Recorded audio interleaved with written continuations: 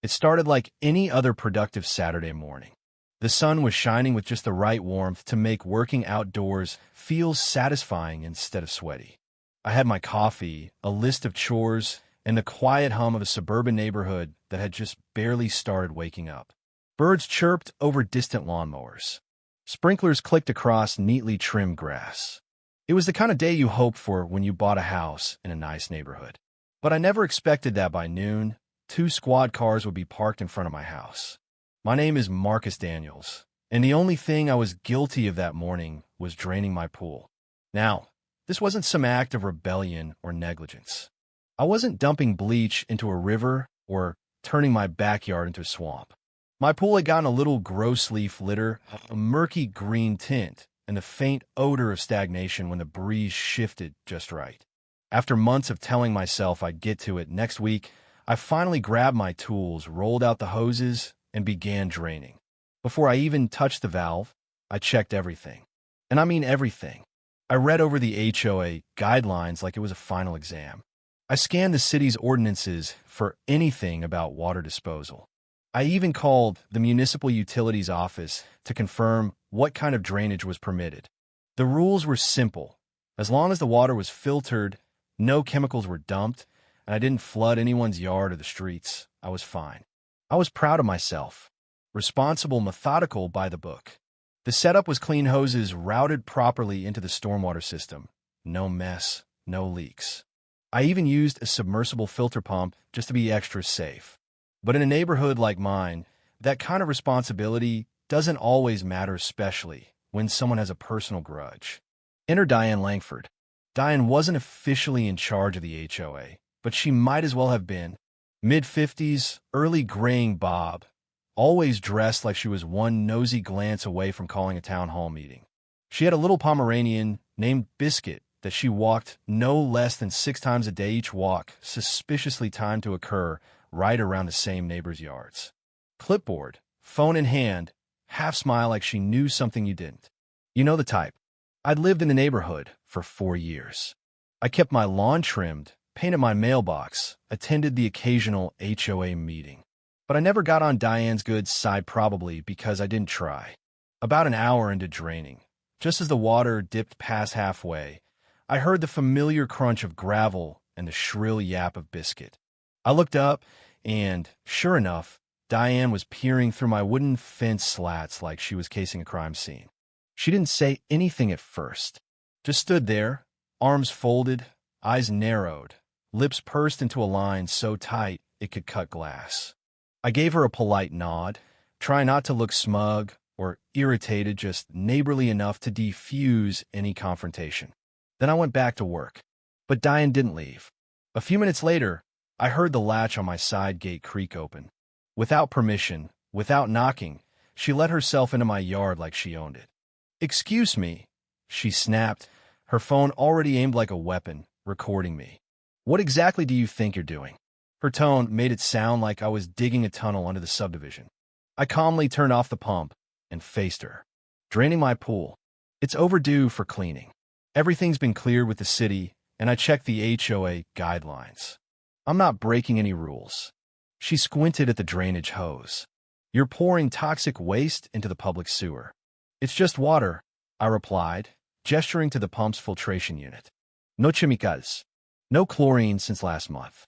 Everything is getting filtered before it exits the hose. It's going to the approved line, not the storm drain." "I'm calling the police," she hissed, pulling up the keypad on her phone with dramatic urgency. "This is environmental damage. You're endangering the neighborhood." I blinked, honestly stunned. "You're serious?" She didn't answer. She paced my yard like a prosecutor rehearsing in front of a jury, barking commands into the phone. "Yes, I'd like to report someone dumping hazardous materials into the sewer system. I'm at 1849 Cedar Bluff Lane." "Yes." Immediately. I should have been more annoyed than I was, but honestly, I was too amused. I'd followed every rule. I had printouts. I had call logs. I had a filter on the hose that probably worked better than whatever the city had in their storm drains. So I went back to work. 15 minutes later, I heard them 2 police cruisers pulling up with flashing lights, but no sirens. No escrechintidis. Just a deliberate, theatrical entrance. I looked up to see neighbors poking out from behind blinds and porch railings like curious prairie dogs. The officers stepped out and approached with measured professionalism. Diane met them halfway down my driveway, practically vibrating with self-righteous energy. "This is the homeowner," she said, motioning toward me like I was the final boss in a video game. "He's illegally dumping chemicals. This is a public safety issue. He needs to be fined, possibly arrested." The officers glanced at each other, then turned to me. "Sir, would you mind explaining what's going on here?" I kept my voice calm and level. "Absolutely. I'm draining my pool for routine maintenance. I confirmed with the city that this is permitted as long as no chemicals are involved and the water is properly filtered. I followed all the guidelines. I handed them my printouts, one from the HOA's own handbook, one from the city's website, and a call summary from the utilities department confirming I'd spoken to them. They took their time reviewing everything, asked a few questions, and walked over to inspect the drainage setup. One of them crouched down, checked the hose, and even took a water sample. 20 minutes passed. Then one of the officers returned my paperwork and gave a nod. "Everything looks good here. You're not in violation of anything." I thanked them. Diane, on the other hand, was less composed. "But he's still violating HOA policy," she snapped, her voice rising like a tea kettle. "He didn't get approval from the board. This is unauthorized property modification." The officer raised a hand gently. "Ma'am, we're only here to determine if any city or state laws were broken, and none were. If you have a civil matter, you'll have to take it up with your HOA." Diane turned red. "Fine," she spat. "I will. Trust me." She left in a storm of righteous fury, her Pomeranian yipping like a siren. By Monday morning, an envelope was in my mailbox. It was from the HOA, signed, of course, by Diane. According to her letter, I was being fined $500 for unauthorized environmental discharge. That phrase made it sound like I'd spilled radioactive sludge, not half a pool's worth of filtered rainwater. I wasn't having it. I filed a formal appeal and requested a hearing before the HOA board. I included all my documentation, the city approval, the printed regulations, even the police incident report that confirmed no wrongdoing had taken place. I showed up in a collared shirt and tie like I was defending myself in court. Diane tried to control the room, painting me as an irresponsible, arrogant neighbor who thought he was above the rules.